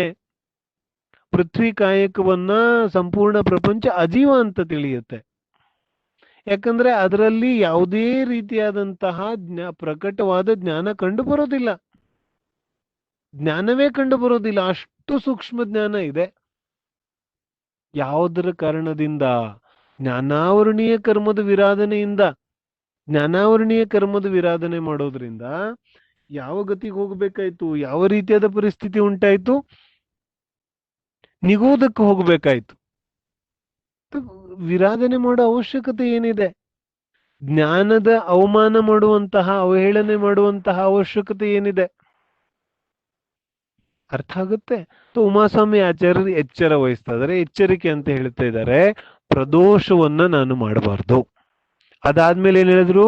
ನಿನ್ನವ, ನಿನ್ನವ, ಮಧ್ಯಾಹ್ನ ಅಂತ ಹೇಳ್ತೀವಲ್ಲ ಹಾಗೆ ನಿನ್ನವ, ಹಾಗೆ ನದು ಒತ್ತು ತತ್ ಪ್ರದೋಷ ನಿನ್ನವ. ನಿನ್ನವ ಅಂದ್ರೆ ಏನು? ನಿನ್ನವ ಅಂದ್ರೆ ಮುಚ್ಚಿಡೋದು. ಏನನ್ನ ಮುಚ್ಚಿಡೋದು? ನನಗೆ ಇರುವಂತಹ ಜ್ಞಾನವನ್ನ ಮುಚ್ಚಿಡೋದು. ಹೇಳೋದಿಲ್ಲ, ಬೇರೆಯವ್ರಿಗೆ ಹೇಳಿಬಿಟ್ರೆ, ಅವ್ರಿಗೆ ಗೊತ್ತಾಗ್ಬಿಟ್ರೆ, ಅವ್ರಿಗೆ ಗೊತ್ತಾಗ್ಬಿಟ್ರೆ ಅವರು ಬುದ್ಧಿವಂತರಾಗ್ಬಿಡ್ತಾರೆ, ಅವ್ರಿಗೆ ಯಾಕೆ ಹೇಳ್ಬೇಕು? ಹೇಳೋದಿಲ್ಲ. ಸ್ಕೂಲಲ್ಲಿ ಮಕ್ಕಳಲ್ಲಿ ತುಂಬಾ ನಡೆಯುತ್ತೆ ಕಾಂಪಿಟೇಷನ್ ಇದ್ದಾಗ, ಅವನಿಗೆ ಯಾಕೆ ನಾನು ಹೇಳ್ಬೇಕು, ಇವ್ರಿಗೆ ಯಾಕೆ ನಾನು ಹೇಳ್ಬೇಕು, ನೋಟ್ಸ್ ಮುಚ್ಚಿಡ್ತಾನೆ, ಅದು ಮುಚ್ಚಿಡ್ತಾನೆ, ಅನೇಕ ರೀತಿಯಾಗಿ ವಿಚಾರಗಳನ್ನ ಮಾಡ್ತಾನೆ. ಅದು ನಿನ್ನವು ಮುಚ್ಚಿಡ್ತಾನೆ ಜ್ಞಾನವನ್ನ, ಜ್ಞಾನವನ್ನ ಪ್ರಕಟಪಡಿಸೋದಿಲ್ಲ. ಎಷ್ಟೆಷ್ಟು ಜ್ಞಾನವನ್ನ ಮುಚ್ಚಿಡ್ತಾನೆ ಅಷ್ಟಷ್ಟು ಜ್ಞಾನದ ಪ್ರಕಟತೆ ಕಡಿಮೆ ಆಗುತ್ತಾ ಹೋಗುತ್ತೆ. ನಾವು ಹೇಳ್ತೀವಲ್ಲ ಗಾದೆ, ಬಚ್ಚಿಟ್ಟ ಜ್ಞಾನ ಕೊಳಿಯುತ್ತದೆ, ಬಿಚ್ಚಿಟ್ಟ ಜ್ಞಾನ ಹೊಳೆಯುತ್ತದೆ. ಆ ಹೊಳೆಯುತ್ತದೆ ಅಂದ್ರೆ ಅಧಿಕ ಆಗುತ್ತೆ. ಎಷ್ಟೆಷ್ಟು ಜ್ಞಾನವನ್ನ ನಾವು ಪ್ರಕಟಪಡಿಸ್ತೇವೆ ಅಷ್ಟಷ್ಟು ಜ್ಞಾನ ಅಧಿಕವಾಗುತ್ತೆ. ಮತ್ತೆ ಎಷ್ಟೆಷ್ಟು ಜ್ಞಾನ ನಾವು ಮುಚ್ಚಿಡ್ತೇವೆ ಅಷ್ಟಷ್ಟು ಜ್ಞಾನಾವರಣೀಯ ಕರ್ಮದ ಬಂಧ ಅಧಿಕ ಆಗುತ್ತೆ. ಹಾಗಾಗಿ ಜ್ಞಾನಾವರಣೀಯ ಕರ್ಮದ ಉದಯದಿಂದ ಜ್ಞಾನದ ಪ್ರಕಟತೆ ಕಡಿಮೆ ಆಗುತ್ತೆ. ನಾವೇನ್ ಮಾಡೋದು? ಜ್ಞಾನವನ್ನ ಬಚ್ಚಿಡುವಂತಹ ಪ್ರಶ್ನೆನೇ ಇಲ್ಲ. ತೀರ್ಥಂಕರ ಮಹಾವೀರ ಸ್ವಾಮಿಯಿಂದ ವರ್ತಮಾನ ಅಂತಿಮ ತೀರ್ಥನಾಯಕ್ ಮಹಾವೀರ ಸ್ವಾಮಿಯಿಂದ ಹಿಡ್ಕೊಂಡು ಇಲ್ಲಿಯವರೆಗೆ ಸಂಪೂರ್ಣ ಜಿನವಾನಿ ನಿಸ್ವಾರ್ಥ ಭಾವವಾಗಿ ನಮ್ಮ ತನಕ ಬಂದಿದೆ. ಯಾರೂ ಎಲ್ಲೂ ಜ್ಞಾನವನ್ನ ಮುಚ್ಚಿಡ್ಲಿಲ್ಲ. ಏನ್ ಹೇಳ್ತಾರೆ? ಯಾರೂ ಎಲ್ಲೂ ಜ್ಞಾನವನ್ನ ಮುಚ್ಚಿಡ್ಲಿಲ್ಲ. ಎಲ್ಲಾ ಸಂಪೂರ್ಣವಾಗಿ ಮುಕ್ತವಾಗಿ ಜ್ಞಾನ ಪಡ್ಕೊಂಡ್ ಬರ್ತಾನೆ ಇದ್ದಾವೆ ಜೀವಿಗಳು. ಅದೇ ರೀತಿಯಾಗಿ ಇಲ್ಲಿವರೆಗೂ ಕೂಡ ಸಂಪೂರ್ಣ ಜ್ಞಾನ ಮುಕ್ತವಾಗಿದೆ. ಇದ್ರ ಮೇಲೆ ಯಾರು ಕಾಪಿರೈಟ್ ಇದೆ? ನನಗೆ ಹಾಸ್ಯಾಸ್ಪದವಾಗಿ ಅನ್ಸುತ್ತೆ, ಅನೇಕ ಕಡೆಗೆ ನಾನು ನೋಡ್ತೇನೆ ವಿದ್ವಾಂಸರಲ್ಲಿ ಅಲ್ಲಿ ಇಲ್ಲಿ, ಇದು ನನ್ನ ಬುಕ್ಕು, ಅದು ನನ್ನ ಬುಕ್ಕು, ಆ ಕಾಪಿರೈಟು, ಈ ಕಾಪಿ. ಜ್ಞಾನದ ಮೇಲೆ ಯಾರು ಕಾಪಿರೈಟ್ ಇದೆ? ಜ್ಞಾನ ಮುಕ್ತವಾದದ್ದು. ಎಷ್ಟು ಮುಕ್ತವಾಗಿ ಜ್ಞಾನವನ್ನ ನಾನು ಇಡ್ತೇನೆ, ನನ್ನ ಜ್ಞಾನಾವರಣೀಯ ಕ್ಷಯೋಕ್ಷಮ ಅಷ್ಟು ಅಧಿಕವಾಗುತ್ತೆ. ನಾನು ಎಷ್ಟು ಜ್ಞಾನವನ್ನ ಮುಚ್ಚಿಡ್ತೇನೆ ಅಷ್ಟೇ ನನ್ನ ಯಾವ ಜ್ಞಾನಾವರಣೀಯ ಬಂಧ ಇದೆ ಅದು ಅಧಿಕವಾಗುತ್ತೆ. ನಮ್ಮ ಯಾವ ಸ್ವಾಧ್ಯಾಯ ಇದೆ, ನಮ್ಮ ಯಾವ ಜಿನ್ವಾನಿಯ ಸ್ವಾಧ್ಯಾಯವನ್ನ ಆರಾಧನೆ ಮಾಡುವಂತಹ ವಿಚಾರ ಇದೆ, ಇದು ಅದಕ್ಕೋಸ್ಕರ ಎಲ್ಲರಿಗೂ ಮುಕ್ತವಾಗಿದೆ. ಯಾರಾದ್ರೂ ಕೇಳ್ಬೋದು, ಯಾರಾದ್ರೂ ಜಾಯಿನ್ ಆಗ್ಬೋದು, ಯಾರು ಎಲ್ಲಿಂದಾದ್ರೂ ಕೇಳ್ಬೋದು. ಯಾವುದೇ ರೀತಿಯಾದಂತಹ ಏನ್ ಹೇಳ್ತಾರೆ ನಿಬಂಧನೆಗಳು ಇಲ್ವೇ ಇಲ್ಲ, ಮುಕ್ತ ಇದೆ. ಅದ್ರಲ್ಲಿ ಏನಿದೆ? ಯಾರು ಹೇಳ್ತಾ ಇದ್ದಾರೆ ಅನ್ನೋದಕ್ಕಿಂತನೂ ತತ್ವ ಸಾಕ್ಷಾತ್ ಮಹಾವೀರ ಸ್ವಾಮಿಯಿಂದ ಆಚಾರ್ಯರ ಕಡೆಯಿಂದ ನಮ್ಮವರೆಗೆ ತಲುಪಿದೆ. ಹಾಗಾಗಿ ಈ ಜ್ಞಾನವನ್ನ ಮುಚ್ಚಿಡುವಂತಹ ಪ್ರಶ್ನೆನೇ ಬರೋದಿಲ್ಲ. ಅದೇ ರೀತಿಯಾಗಿ ಲೌಕಿಕವಾಗಿಯೂ ಕೂಡ ಜ್ಞಾನವನ್ನ ಮುಚ್ಚಿಡೋದ್ರಿಂದ ನನ್ನ ಹಾನಿ ಇದೆಯೇ ಹೊರತು ಪರರ ಹಾನಿ ಇಲ್ಲ. ಹಾಗಾಗಿ ನಿನ್ನವ ಇದರಲ್ಲೂ ನಾವು ಎಚ್ಚರಿಕೆ, ಸಾವಧಾನರಾಗಬೇಕು. ಇದು ಗೊತ್ತಾದ ತಕ್ಷಣನೇ ಎಚ್ಚರ. ನಾನೇನಾದ್ರೂ ಜ್ಞಾನವನ್ನ ಮುಚ್ಚಿಡ್ತಾ ಇದ್ರೆ ಎಚ್ಚರ. ನಾನು ಬೇರೆಯವ್ರಿಗೆ ಏನೂ ಹಾನಿ ಮಾಡ್ತಾ ಇಲ್ಲ, ನನಗೆ ನಾನು ಹಾನಿ ಮಾಡ್ಕೋತಾ ಇದ್ದೇನೆ. ನನಗೆ ಅಲ್ಪ ಸ್ವಲ್ಪ ಯಾವ ಕ್ಷಯೋಕ್ಷಮ ಇದೆ, ನಾಳೆಗೆ ಈ ಕ್ಷಯೋಕ್ಷನು ಉಳಿಯೋದಿಲ್ಲ, ಇದು ಹೊರಟೋಗ್ಬಿಡುತ್ತೆ.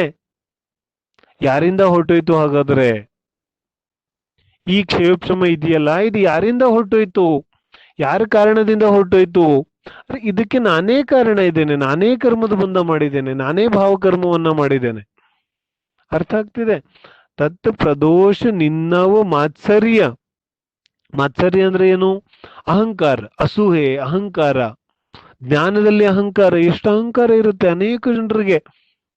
ಅರೆ, ನಾನು ಇಂಥ ಮಹಾಜ್ಞಾನಿ, ನನಗಿಂತ ದೊಡ್ಡ ಜ್ಞಾನಿ ಯಾರೂ ಇಲ್ಲ, ನನ್ನಷ್ಟು ದೊಡ್ಡ ಜ್ಞಾನಿ ಯಾರಿದ್ದಾರೆ? ಎಷ್ಟು ಅಹಂಕಾರ ಇರುತ್ತೆ ಜೀವಕ್ಕೆ. ಅದು ಹೇಳ್ದ, ಮರದಿಂದ ಮರ ದೊಡ್ಡದು, ಒಬ್ಬನಿಗಿಂತ ಇನ್ನೊಬ್ಬ ಜ್ಞಾನಿ ದೊಡ್ಡವನೇ ಇರ್ತಾನೆ. ದೇವಾಗಮ ಸ್ತೋತ್ರದಲ್ಲಿ ಚರ್ಚೆ ಬರ್ತಾ ಇದೆ. ಜ್ಞಾನದ ಕ್ಷಯೋಕ್ಷಮೆ ಒಂದು ಜೀವಕ್ಕಿಂತ ಇನ್ನೊಂದು ಜೀವಕ್ಕೆ ಅಧಿಕ ಇದೆ, ಅವನಿಗಿಂತ ಮತ್ತೊಬ್ಬನಿಗೆ ಅಧಿಕ ಇದೆ. ಆದ್ರೆ ಮಾತ್ಸರ್ಯ, ಯಾವ ಜೀವಕ್ಕೆ ಮಾತ್ಸರ್ಯ ಇದೆ, ಜ್ಞಾನದ ಅಹಂಕಾರ ಇದೆ, ಜ್ಞಾನದಲ್ಲಿ ಅಸೂಯೆ ಇದೆ, ಅಂತಹ ಜೀವಕ್ಕೆ ಜ್ಞಾನಾವರಣೀಯ ಕರ್ಮದ ಬಂದಾಗುತ್ತೆ. ಜ್ಞಾನದಲ್ಲಿ ಅಹಂಕಾರವನ್ನು ಪಡುವ ಅವಶ್ಯಕತೆ ಇಲ್ಲ. ರಾಜ ಭೋಜನ ಕಥೆ ನನಗೆ ಜ್ಞಾಪಕಕ್ಕೆ ಬರ್ತಾ ಇದೆ, ಆದ್ರೆ ಸಮಯ ಆಲ್ರೆಡಿ ಮುಗಿದೋಗಿದೆ. ಹಾಗಾಗಿ ಈ ತತ್ ಪ್ರದೋಷ ನಿನ್ನವು ಮಾತ್ಸರ್ಯ ಅದಾದ್ಮೇಲೆ ಅಂತರಾಯ ಉಪಘಾತ, ಇವುಗಳ ಚರ್ಚೆಯನ್ನ ನಾಳೆ ನಾವು ಮಾಡಿ ಮುಂದಿನ ಕರ್ಮಗಳ ಬಂಧದ ಯಾವ ಕಾರಣಗಳಿದೆ ಅವುಗಳನ್ನ ಕೂಡ ವಿಸ್ತೃತವಾಗಿ ಚರ್ಚೆಯನ್ನ ಮಾಡೋದಿದೆ. ಇಲ್ಲಿವರೆಗೆ ನಡೆದಿರುವಂತಹ ಚರ್ಚೆಯನ್ನ ನಾವು ಬಹಳ ಗಂಭೀರವಾಗಿ ತಕ್ಕೊಂಡು ಅದರ ಬಗ್ಗೆ ವಿಚಾರವನ್ನ ಮಾಡಿ ನಮ್ಮ ಜೀವನದಲ್ಲಿ ಅದನ್ನು ಸ್ವೀಕರಿಸುವಂತಹ ಪ್ರಯತ್ನವನ್ನ ಮಾಡಿದ್ರೆ ನಮ್ಮ ಈ ಸ್ವಾಧ್ಯಾಯ ಖಂಡಿತವಾಗಿಯೂ ಸಾರ್ಥಕವಾಗುತ್ತೆ. ಹಾಗಾಗ್ಲಿ ಅನ್ನೋ ಭಾವನೆಯಿಂದ ಇವತ್ತಿನ ಸ್ವಾಧ್ಯಾಯವನ್ನ ಇಲ್ಲಿಗೆ ವಿರಾಮ ಮಾಡೋದಿದೆ. ಓಂ ನಮಃ. ಜಿನ್ವಾನಿ ಸ್ತುತಿ. ಜಿನ್ವಾನಿ ಸ್ತುತಿ ಯಾರು ಮಾಡೋರಿದ್ದೀರಿ, ಯಾರಾದ್ರೂ ಒಬ್ರು ಜಿನ್ವಾನಿ ಸ್ತುತಿಯನ್ನ ಮಾಡ್ಬೋದು. ಮಾಡ್ಲಾ? ಮಾಡಿ. ಶ್ರೀ